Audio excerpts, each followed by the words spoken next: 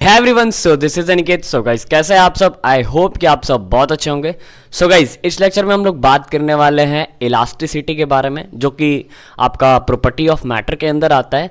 तो ये चैप्टर काफ़ी इंटरेस्टिंग होगा आप लोग के लिए, तो इस वीडियो को लास्ट तक देखना, तभी आपको इस चैप्टर का पूरा कॉन्सेप्ट समझ में आएगा। तो चलिए स्टार्ट करते हैं इस वीडियो को। तो गाइज, अब हम समझते हैं इलास्टिसिटी को। देखो, इलास्टिसिटी को समझने से पहले हमको सॉलिड को बहुत अच्छे से समझना होगा। क्यों सॉलिड को बहुत अच्छे से समझना होगा? क्योंकि ये सॉलिड का ही एक प्रॉपर्टी है। देखो, सॉलिड के अंदर बहुत सारे प्रॉपर्टी आते हैं, इलास्टिसिटी, प्लास्टिसिटी, रिजिडिटी, बहुत सारा प्रॉपर्टी होता है। तो सॉलिड का एक बहुत ही अच्छा सा प्रॉपर्टी है जिसको हम लोग बोलते हैं इलास्टिसिटी। और सारे सॉलिड्स के अंदर ये इलास्टिसिटी का प्रॉपर्टी होता नहीं है, कुछ कुछ सॉलिड्स के अंदर होता है। जैसे कि आप लोगों ने देखा होगा रबर, तो रबर के अंदर ये इलास्टिसिटी का प्रॉपर्टी देखा जाता है। क्वास्ट, बहुत सारे ऐसे एलिमेंट्स या फिर बोल सकते हैं बहुत सारे ऐसे सॉलिड होते हैं जिनके अंदर ये इलास्टिसिटी का प्रॉपर्टी होता है। तो हम लोग पहले सॉलिड के स्ट्रक्चर को बहुत अच्छे समझते हैं, मीन्स बेसिक जानते हैं सॉलिड के बारे में, देन उसके बाद हम लोग समझते हैं इलास्टिसिटी क्या होता है। ओके, तो चलिए देखते हैं यहाँ पे सॉलिड का बेसिक। तो देखिए, मैंने यहाँ पर लिखा है इंफॉर्मेशन अबाउट सॉलिड। तो इन्फॉर्मेशन अबाउट सॉलिड में मैंने सबसे पहला पॉइंट आप लोगों के लिए क्या लिखा है कि molecule of solid are at fix distance from each other. जो सॉलिड के मॉलिक्यूल्स होते हैं वो एक दूसरे से फिक्स डिस्टेंस पे होते हैं। ठीक है, अब आप अगर आगे जाके सॉलिड स्टेट पढ़ते हैं केमिस्ट्री में, तो वहां पे आपको बताया जाता है कि सॉलिड दो तरह के होते हैं, एक होता है क्रिस्टलाइन सॉलिड, एक होता है अमॉर्फस सॉलिड। क्रिस्टलाइन सॉलिड जो होता है उनके बीच में जो सॉलिड का जो मॉलिक्यूल्स होता है वो बहुत ही रेगुलर मैनर में अरेंज रहते हैं, और जो अमॉर्फस होता है उसमें इरेगुलर मैनर रहता है। खैर, वो बात की बात है, लेकिन अभी आपको ये समझना है कि जो सॉलिड होता है उसके अंदर जो मॉलिक्यूल्स होते हैं वो बहुत ही रेगुलर मैनर में होते हैं। रेगुलर मैनर मतलब कि उनके बीच का जो डिस्टेंस होता है इक्वल होता है। ठीक है, मतलब फिक्स होता है। अच्छा, दूसरी पॉइंट की बात करें तो आप सबको पता है, आपने 9th क्लास में पढ़ा होगा या 10th क्लास में पढ़ा होगा कि जो strong force of attraction between them, इनके जो मॉलिक्यूल्स होते हैं इनके बीच में स्ट्रॉन्ग फोर्स ऑफ अट्रैक्शन होता है। इसीलिए सॉलिड जो होता है बहुत ही ज़्यादा रिजिड होता है, दोनों एक दूसरे को बहुत ज़्यादा पकड़ के रखते हैं, क्योंकि इसके बीच का इंटरमोलिकुलर फोर्स ऑफ अट्रैक्शन बहुत ज़्यादा होता है। अच्छा, इसके बाद अगर मान लीजिए फोर्स अप्लाई करते हैं हम all side of the body, मतलब जैसे मान लो कोई सॉलिड बॉडी है, ठीक है, और उसमें हम अगर उसके चारों तरफ से फोर्स अप्लाई करें, अगर हम फोर्स उसको पुश करें तो वो चीज क्या होने लगेगा? कंप्रेस होने लगेगा। ठीक है, जैसे तुम ध्यान से सोचो, मान लो कोई आपके सामने कोई एक सॉलिड सा चीज है, उसमें तुम चारों साइड से फोर्स लगा रहे हो, तो जब तुम चारों साइड से फोर्स लगा रहे हो तो वो क्या होने लगता है? कंप्रेस होने लगता है। या फिर जब उसमें तुम चारों साइड से फोर्स लगा रहे हो और पुल कर रहे हो, माने खींच रहे हो, तो वो क्या होने लगता है? एलोंगेट होने लगता है। ठीक है, तो यहां पर एक चीज बताया गया, These force are removed then body regain its shape and size। और जब इस फोर्स को हम लोग क्या करते हैं? रिमूव करते हैं, तो बॉडी क्या कर लेता है? अपने शेप एंड साइज को रिगेन कर लेता है। ठीक है, अब इस चीज का हम लोग समरी समझते हैं। समरी यहाँ पे ये है कि कोई भी एक बॉडी है, ठीक है, उस बॉडी में जब आप फोर्स लगाते हैं, फोर्स लगाना मतलब या तो आप पुश करेंगे या तो आप पुल करेंगे, तो जब आप फोर्स लगाते हैं तो वहां पे वो बॉडी या तो कंप्रेस होगा या तो इलोंगेट होगा। और जब मान लीजिए कि अभी हम एक चीज लेके चलते हैं कि मैंने इस बॉडी को क्या किया? कंप्रेस किया। तो मान लो यहाँ पे एज्यूम करो कि एक बॉडी है, इसको मैं ऐसे कंप्रेस कर रहा हूं, तो उसका साइज इतना हो गया। ठीक है, अब ये जो फोर्स है, इस फोर्स को अगर मैं हटा दूं तो ये फिर से अपने शेप और साइज पे आने का कोशिश करेगा। इसी प्रॉपर्टी को हम लोग क्या बोलते हैं? इलास्टिसिटी बोलते हैं। ठीक है, तो इलास्टिसिटी क्लियर हुआ कि इलास्टिसिटी क्या होता है। तो इलास्टिसिटी का मतलब होता है कि जब आप किसी भी सॉलिड पे चारों तरफ से फोर्स लगाते हैं और फोर्स को हटाने के बाद जब वो फिर से अपने शेप और साइज पे रिगेन कर ले, तो वही प्रॉपर्टी क्या कहलाता है? इलास्टिसिटी कहलाता है। अब यहां पे दो तरह के फोर्स आते हैं, दो तरह के फोर्स। एक फोर्स होता है डिफॉर्मिंग फोर्स, एक फोर्स होता है इंटरनल रिस्टोरिंग फोर्स। अब देखो, डिफॉर्मिंग फोर्स क्या है? जब मान लो कि कोई भी एक मान लो सॉलिड है, ठीक, उसको जब तुम कंप्रेस कर रहे हो, ठीक, तो कंप्रेस कर रहे हो तो तुमने उसका क्या किया? ओरिजिनल शेप एंड साइज को चेंज कर दिया। कैसे? देखो, मान लो कि कोई एक सॉलिड होगा, इतना बड़ा होगा, तुम इसको कंप्रेस करें, तो कंप्रेस जब तुम करोगे तो इसका शेप और साइज क्या हो गया? छोटा हो गया। तो तुमने जब इसको कंप्रेस किया तो इसके शेप एंड साइज में चेंज लाया, मतलब आपने डिफॉर्म कर दिया उसके शेप एंड साइज को। तो उस तरह के फोर्स को हम लोग कौन सा फोर्स बोलते हैं? Deforming force. तो जब आप फोर्स लगाते हैं ना, तो वो वाला फोर्स क्या कहलाता है? डिफॉर्मिंग फोर्स कहलाता है। तो यही चीज मैंने यहां पर लिखा है, force applied on a body which is responsible for deform ऐसा फोर्स जो अप्लाई होगा बॉडी पे, जो रिस्पॉन्सिबल होगा उसके डिफॉर्म के लिए, ठीक है, मतलब उसके शेप और साइज के चेंज के लिए। अच्छा, यहां पे मैंने एक चीज और लिखा है कि deformation is directly proportional to the deforming force. अब इसका मतलब क्या होता है? इसका मतलब ये होता है कि मान लो कि कोई एक सॉलिड स्फीयर है या फिर कोई भी सॉलिड बॉडी है, उसको तुमने चारों साइड से फोर्स लगाया, तो जब तुम चारों साइड से मान लो हल्का फोर्स लगा रहे हो, कम फोर्स लगा रहे हो, तो उसके अंदर डिफॉर्मेशन कम होगा, मतलब उसका शेप और साइज बहुत ही कम चेंज होगा। लेकिन अगर तुम डिफॉर्मिंग फोर्स ज्यादा लगा रहे हो तो उसका जो डिफॉर्मेशन होगा वो बहुत ज्यादा होगा। इसी चलते मैंने यहां पे लिखा है कि deformation is directly proportional to the deforming force. तो एक निष्कर्ष सिंपल सा निकल के आता है कि जब हम इलास्टिसिटी को देखते हैं तो वहां पे दो फोर्स एक्ट करता है, एक डिफॉर्मिंग फोर्स और एक इंटरनल रिस्टोरिंग फोर्स। इस पर भी हम लोग आएंगे। लेकिन डिफॉर्मिंग फोर्स क्या होता है? जो फोर्स हम लगाते हैं, जो फोर्स हम लगाते हैं उसके शेप और साइज को डिफॉर्म करने के लिए, उस तरह के फोर्स को हम लोग कौन सा फोर्स बोलते हैं? डिफॉर्मिंग फोर्स बोलते हैं। अब तुम ही सोचो यार कि मान लो कोई भी सॉलिड रखा हुआ है, जैसे मान लो ये एक सॉलिड है, इसको अगर नॉर्मली हम रख दे तो क्या ये अपना इलास्टिसिटिक बिहेवियर शो करेगा? नहीं शो करेगा, क्योंकि इसको कोई छेड़ने वाला ही नहीं। लेकिन अगर मान लो इसी को हम क्या करें? डिफॉर्म करें, ऐसे चारों तरफ से क्या करें? इसको दबाएं, तो जब हम इसको डिफॉर्म करेंगे तो इसका शेप और साइज थोड़ा सा आ गया, डिफॉर्म हो जाएगा, और फिर उसके बाद जब फोर्स को हम हटा देंगे तो फिर से अपने शेप और साइज पे रिगेन करने लगेगा। उस प्रॉपर्टी को हम लोग बोलेंगे इलास्टिसिटी। अब आते हैं इंटरनल रिस्टोरिंग फोर्स पे। इंटरनल रिस्टोरिंग फोर्स क्या होता है? टर्म्स को अच्छे से समझना। जब तुमने किसी भी सॉलिड बॉडी को कंप्रेस करा, तो तुमने जब कंप्रेस करा तो उसके अंदर क्या आया? डिफॉर्मेशन आया। और जब तुम फोर्स को हटा दे रहे हो तो फोर्स को हटाने के बाद सॉलिड के अंदर एक अपना प्रॉपर्टी होता है कि वो फिर से अपने शेप और साइज को रिगेन करे।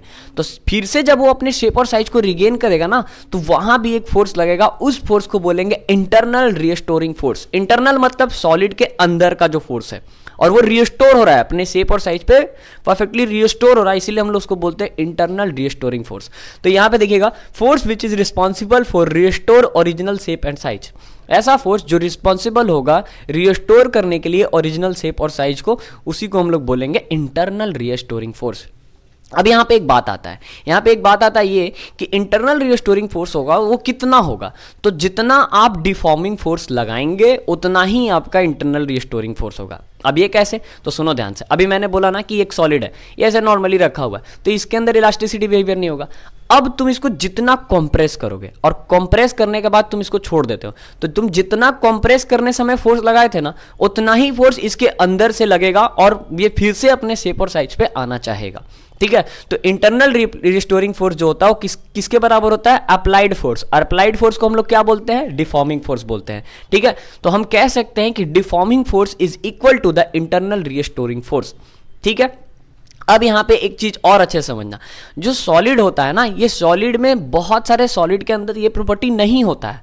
ठीक है, क्यों नहीं होता है? क्योंकि वो उनका जो मैनर होता है बहुत ही रेगुलर मैनर होता है। तो बहुत सारे प्रॉपर्टी, बहुत सारा सॉलिड कंप्रेस होता ही नहीं। जैसे ये मार्कर, ये कंप्रेस होगा ही नहीं क्योंकि ये प्लास्टिक बिहेवियर का है, ये इलास्टिसिटी बिहेवियर का नहीं है। लेकिन अगर मैं थोड़ा सा तुम्हें दिखाऊं तो ये देखो, ये मेरे पास एक बलून है।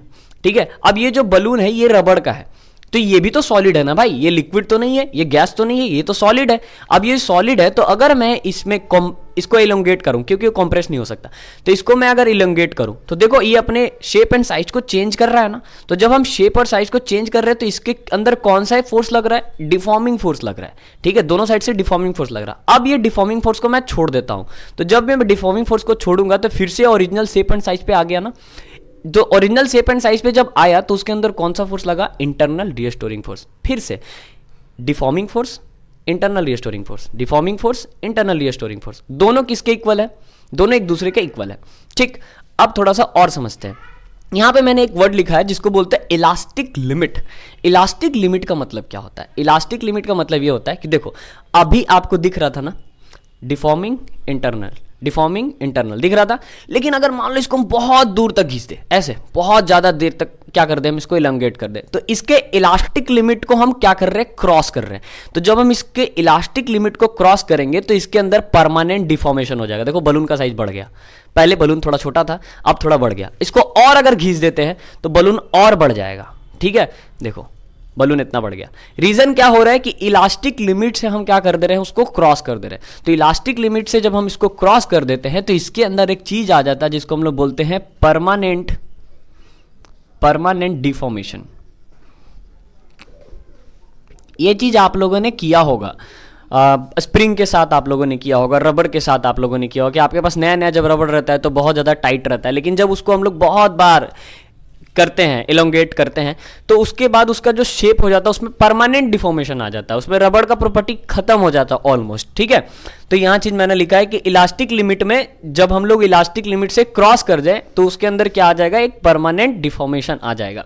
ठीक है, तो सबसे पहला चीज कि आपको इलास्टिसिटी क्लियर होना चाहिए। इलास्टिसिटी क्या होता है, तो इलास्टिसिटी में दो फोर्स एक्ट करेंगे, deform, internal restoring, deform, internal restoring. ठीक है, अब बहुत सारे बच्चे सोचते हैं ना कि जैसे मान लो बहुत सारे बच्चों को क्या लगता है कि जैसे अगर मैं बात करूं क्ले का, क्ले होता है ना क्ले, तो क्ले का अगर मैं बात करूं तो बहुत सारे बच्चे सोचते हैं सर क्ले के अंदर भी इलास्टिसिटी प्रॉपर्टी होता है। नहीं, क्ले के अंदर इलास्टिसिटी प्रॉपर्टी नहीं होता है, वो कंप्रेस तो हो रहा है लेकिन दोबारा वापस नहीं आ रहा है। ठीक है, तो उसको हम लोग इलास्टिसिटी प्रॉपर्टी नहीं बोलेंगे, उसको हम लोग प्लास्टिसिटी बोलेंगे, आगे हम लोग देखेंगे। ठीक, अब थोड़ा सा इलास्टिसिटी को मैं आप लोगों के सामने थोड़ा और क्लियर करना चाहूंगा मॉलिक्यूलर डायग्राम ऑफ इलास्टिसिटी से। तो मॉलिक्यूलर डायग्राम ऑफ इलास्टिसिटी में मैंने क्या करा है, ये यहां पे अपने पास 4 डायग्राम है। ठीक है, इसमें ये जो है ये एक ओरिजिनल बॉडी है, ये एक ओरिजिनल बॉडी है सॉलिड का, और यहां पे आपको दिख रहा होगा कि इसके जो मॉलिक्यूल्स है ये एकदम फिक्स डिस्टेंस पे, जो कि मैंने यहां पे लिखा था, तो इसके मॉलिक्यूल एकदम फिक्स डिस्टेंस पे, ये ओरिजिनल बॉडी, अभी इसके साथ कोई भी छेड़खानी नहीं हो रही है, एकदम नॉर्मल एज इट इज है। फिर उसके बाद हमने क्या करा, इसके अंदर अप्लाइड एक्सटर्नल फोर्स, मतलब इसके अंदर हमने डिफॉर्मिंग फोर्स लगाया। जब हमने डिफॉर्मिंग फोर्स इसके नीचे साइड में लगाया, मतलब इधर साइड में, तो इसके जो मॉलिक्यूल्स होंगे वो इलोंगेट होना स्टार्ट कर देंगे, मतलब ये मॉलिक्यूल्स के बीच का जो डिस्टेंस है वो बढ़ने लगेगा। मॉलिक्यूल अपने पोजीशन पे ही रहेगा लेकिन इनके बीच का डिस्टेंस क्या होता है वो बढ़ने लगता है, एज लाइक अ स्प्रिंग। ठीक है, और ये दोनों एक दूसरे को होल्ड करके रखते हैं, वैसे ही स्प्रिंग के जैसे ही जो इलास्टिक प्रॉपर्टी का होता है वो। ठीक है, ऐसे सॉलिड की मैं बात नहीं कर रहा हूं जिसके अंदर इलास्टिक प्रॉपर्टी नहीं है। जैसे बहुत सारे बच्चे सोचेंगे कि सर अस्टोन में तो ऐसा नहीं होता है, अस्टोन को तो आप कंप्रेस करो तो टूट जाएगा, इलोंगेट करो तो भी टूट जाएगा। तो मैं वैसे एलिमेंट्स की बात ही नहीं कर रहा, मैं वैसे प्रॉपर्टी की बात ही नहीं कर रहा, मैं उस ऑब्जेक्ट की बात कर रहा हूं जिसके अंदर इलास्टिसिटी प्रॉपर्टी है। ठीक है, तो उसके अंदर क्या होता है कि मॉलिक्यूल्स का पोजीशन चेंज होता है, मतलब मॉलिक्यूल्स जो है ना ये अपने फिक्स है, इनके बीच का डिस्टेंस क्या हो रहा है, चेंज हो रहा है। ठीक है, एज लाइक अ स्प्रिंग। तो देखो particle start moving in the direction of applied force, जो पार्टिकल स्टार्ट होने लगता है, मूव करने लगता है particle in the direction of applied force. ये हुआ आपका कौन सा केस, इलोंगेशन का केस। और अगर इसी चीज को मैं कंप्रेस करूं तो ये कुछ ऐसा होगा, अप्लाइड एक्सटर्नल फोर्स, ये ऐसे होने लगेगा, बॉडी इज डिफॉर्म। देखो यहां पे क्या हो रहा है, बॉडी इसको, ये दोनों चीज जो है ना, ये इलोंगेशन हो रहा, ये डिफॉर्मेशन, मतलब ये इलोंगेशन हो रहा है और ये कॉन्ट्रैक्शन हो रहा है। ये मत सोचना कि ऐसे इसको खींच रहे थे, फोर्स छोड़ दिए तो ये ऐसे हो गया, नहीं। ये दोनों केस मैंने समझाया है कि आप कंप्रेस भी कर सकते हैं, इलोंगेट भी कर सकते हैं। तो इस केस में हम इलोंगेट कर रहे हैं, इस केस में हम लोग कंप्रेस कर रहे हैं, मतलब मॉलिक्यूल सता था इसको हम लोग कंप्रेस कर रहे हैं। तो यहां भी बॉडी डिफॉर्म कर रहा है, यहां भी बॉडी डिफॉर्म कर रहा है। ओरिजिनल साइज ये था, इससे थोड़ा सा डिफॉर्म हो गया, यहां ओरिजिनल साइज ये था, इससे थोड़ा सा डिफॉर्म हो गया, कंप्रेस हो रहा है। ठीक, जब हम इसके एक्सटर्नल फोर्स को हटा दें, जब हम इसके एक्सटर्नल फोर्स को हटा दें तो body regain original shape and size, तो बॉडी फिर से अपने शेप एंड साइज पे रिगेन कर जाएगा। इसी पूरे प्रॉपर्टी को हम लोग क्या बोलते हैं, इलास्टिसिटी बोलते हैं। देखो यहां पे लिखा है external force remove, body regain original shape and size, ये पूरा प्रॉपर्टी क्या कहलाता है, इलास्टिसिटी कहलाता है। तो ये मॉलिक्यूलर डायग्राम है कि सॉलिड के अंदर ऐसा क्या होता है। ठीक है, तो सॉलिड के अंदर ये सारे चीज होते हैं। अब यहां पे बात आता है कि क्या सर सारे बॉडी अपने ओरिजिनल शेप एंड साइज को रिगेन कर पाते हैं, तो ऐसा नहीं है। केवल एक इकलौता क्वास्ट है जो कि ऐसा कर पाता है, लेकिन क्वास्ट भी पूरा परफेक्टली इलास्टिक नहीं है। ठीक है, अगर देखा जाए ना तो हमारे पूरे वर्ल्ड में कोई भी ऐसा चीज नहीं है जो परफेक्टली इलास्टिक है। परफेक्टली इलास्टिक का मतलब कि उसको अगर आपने एक बार इलोंगेट कर दिया तो फिर से वो ओरिजिनल शेप एंड साइज पे नहीं आ पाता है, थोड़ा बहुत डिफरेंस रह ही जाता है, थोड़ा बहुत क्या बोल सकते हैं, चेंजेस आ ही जाता है। ठीक है, जैसे रबड़ में आप लोगों ने देखा होगा, रबड़ में थोड़ा बहुत चेंजेस आ ही जाता है, लेकिन जो क्वास्ट होता है, क्वास्ट में क्या होता है, बहुत मिनिमम चेंजेस आते हैं। इसीलिए हम लोग बोलते हैं कि क्वास्ट जो होता है परफेक्टली इलास्टिक होता है। ठीक है, क्योंकि उसके बाद अभी कोई आया ही नहीं, तो क्वास्ट हो गया परफेक्टली इलास्टिक। ठीक, तो आपको होप की इलास्टिसिटी का कॉन्सेप्ट पहले दिमाग में आ गया होगा कि यार इलास्टिसिटी होता क्या है। अब हम लोग मूव करते हैं चैप्टर के आगे, लेकिन उससे पहले ले लीजिए आप लोग इसका स्क्रीनशॉट।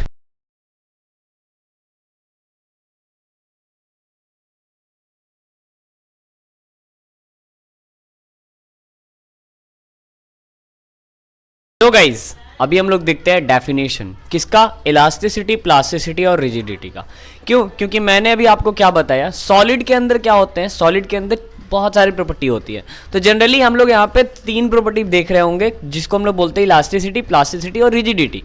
देखो इलास्टिसिटी तो आपको समझ में आ गया कि जब हम कोई बाहर से एक्सटर्नल फोर्स लगाते हैं जिसको हम लोग डिफॉर्मिंग फोर्स कहते हैं, तो जब डिफॉर्मिंग फोर्स लगाते हैं और जब वो डिफॉर्मिंग फोर्स को छोड़ते हैं तो फिर से अपने शेप और साइज पे वो क्या हो जाता है, रिगेन कर जाता है, उसको बोलते हैं इलास्टिसिटी। ठीक है, तो प्लास्टिसिटी क्या होगा, रिजिडिटी क्या होगा, देखते हैं। तो देखिए इलास्टिसिटी क्या है, द प्रॉपर्टी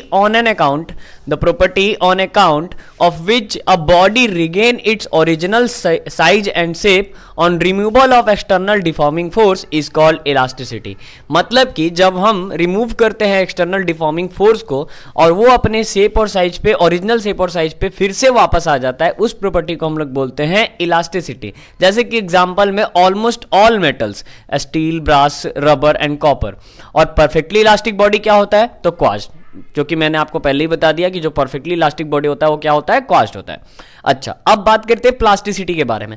तो प्लास्टिसिटी सुनो क्या होता है, प्लास्टिसिटी में क्या होता है कि वो डिफॉर्म तो करेगा, ठीक है, जब हम उस पर डिफॉर्मिंग फोर्स लगाएंगे तो वो डिफॉर्म तो करेगा लेकिन फिर से वो रिगेन नहीं हो पाएगा, उसको हम लोग बोलते हैं प्लास्टिसिटी। बेसिकली प्लास्टिक के अंदर ऐसा होता है कि जब हम कोई एक्सटर्नल फोर्स लगाए तो वो डिफॉर्म तो कर जाता है, चिपटा तो हो जाता है, चिपक तो जाता है या फिर एलोंगेट तो हो जाता है, लेकिन फिर से अपने ओरिजिनल शेप और साइज पे नहीं आ पाता, उस चीज को हम लोग बोलते हैं प्लास्टिसिटी। ठीक है, जैसे कि यहां पे देखिए, the property on an account of which body easily deform, देखो क्या लिख रहा है, body easily deform and does not regain its original shape and size on removal of external deforming force is called plasticity. ठीक है, यही चीज बोल रहा है ना कि वो क्या हो जाता है, इजिली डिफॉर्म कर जाता है, यहां देखो इजिली डिफॉर्म कर जा रहा है, and does not regain its original shape and size on removal of external deforming force. मतलब जब हम डिफॉर्मिंग फोर्स को हटाएंगे तो फिर से अपने ओरिजिनल शेप और साइज पे नहीं आएगा, उसी को हम लोग बोलेंगे प्लास्टिसिटी। जैसे कि आपका क्ले हो गया, पुट्टी हो गया, चौक हो गया, ठीक है ना, क्ले, पुट्टी, चौक, सीमेंट, ये सब क्या है, अगर सीमेंट में पानी मिला दो तो उसका भी वही चीज है कि वो फिर से अपने ओरिजिनल शेप पे उसको ये करते हैं। जैसे अभी हम लोग क्या करते हैं, घर में आटा वाटा भी गूंदते हैं ना, तो आटा गूंदते हैं तो उसमें क्या होता है कि उसको जब हम लोग डिफॉर्म करते हैं तो डिफॉर्म तो हो जाता है लेकिन वो ओरिजिनल शेप पे वापस नहीं आ पाता है। ठीक है, तो दैट इज कॉल्ड प्लास्टिसिटी। अच्छा, रिजिडिटी क्या होता है, रिजिडिटी का मतलब वो परफेक्टली रिजिड है, ना ही वो इलोंगेट होगा ना ही वो कॉम्प्रेस होगा।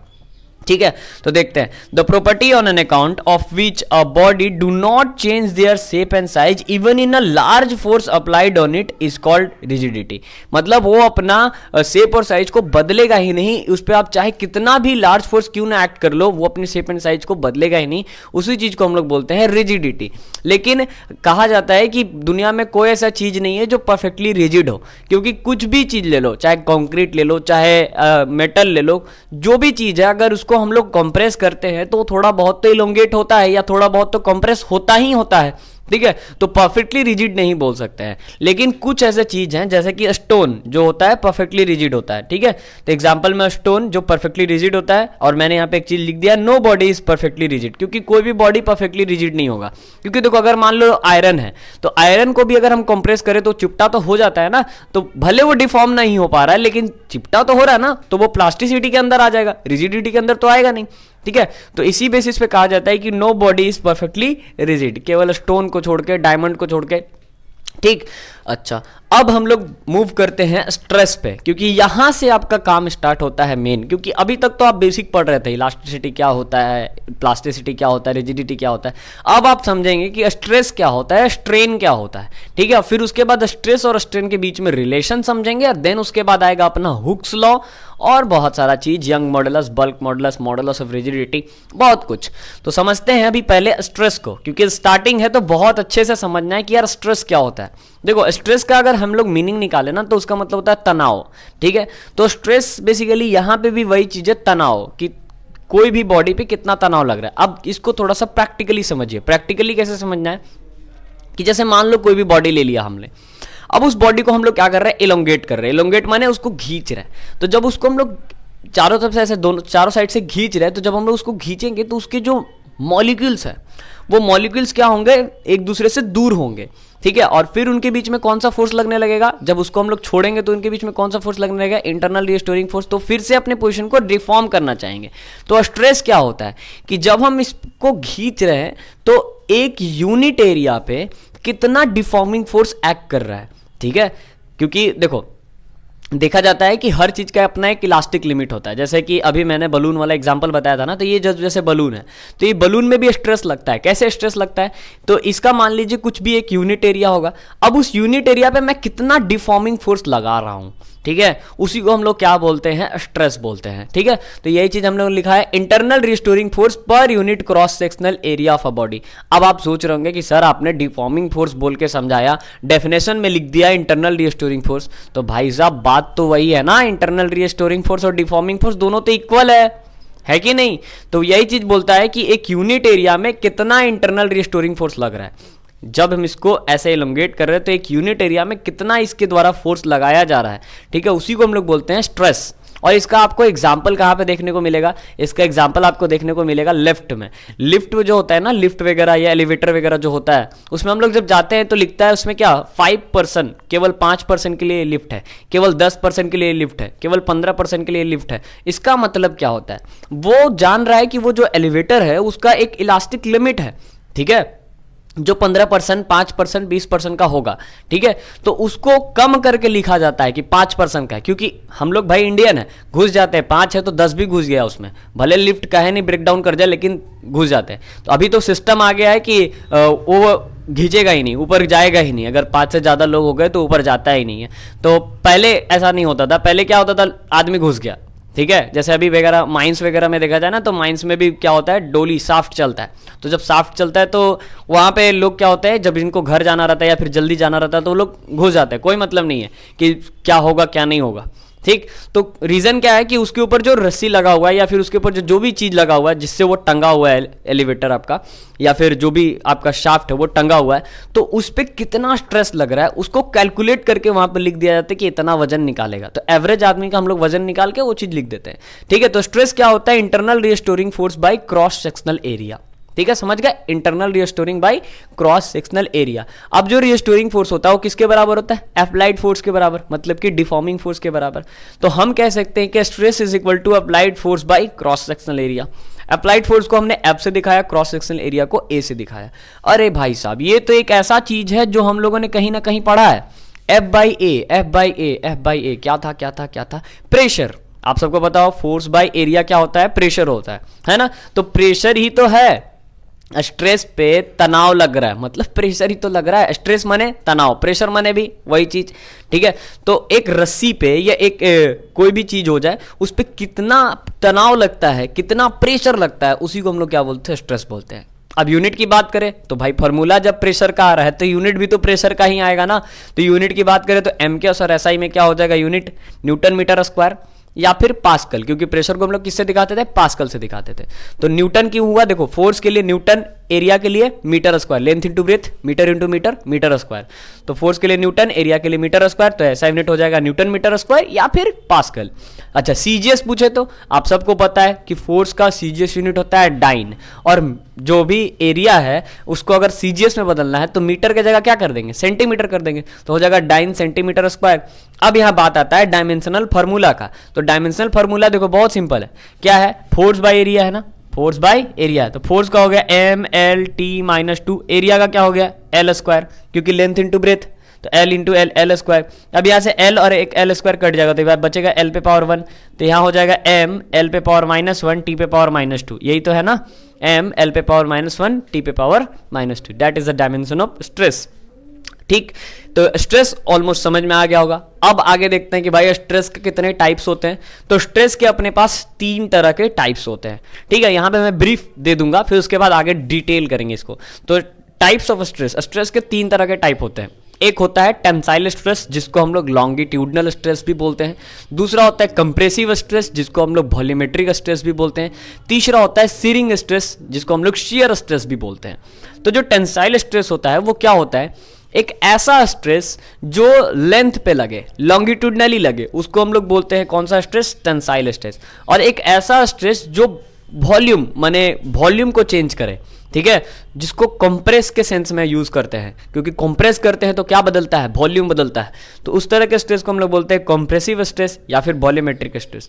और शीयरिंग स्ट्रेस क्या होता है, शीयरिंग स्ट्रेस में वॉल्यूम नहीं बदलता है लेकिन शेप बदलता है, ठीक है। जैसे कि मान लो कि एक किताब है, तो किताब अगर नॉर्मल सा देखे तो वो कैसा क्यूबॉइड का शेप का होता है, अगर उसको हम ऊपर से ऐसे शिफ्ट करें तो उसका थोड़ा सा ऐसा शेप हो जाता है। तो वॉल्यूम तो ठीक है लेकिन वो क्या हो गया, शेप चेंज हो गया। तो उस चीज को हम लोग बोलते हैं शीयरिंग स्ट्रेस या फिर शियर स्ट्रेस, ठीक है। तो इसको अभी हम लोग आगे डिटेल करेंगे, लेकिन उससे पहले ले लीजिए आप लोग इसका स्क्रीनशॉट। और कोई भी डाउट हो रहा है ना इन सारे लेक्चर्स में, कोई भी डाउट रहा है कमेंट सेक्शन में कमेंट करके बता दीजिए कि हाँ सर मेरे को यहाँ पे डाउट हुआ।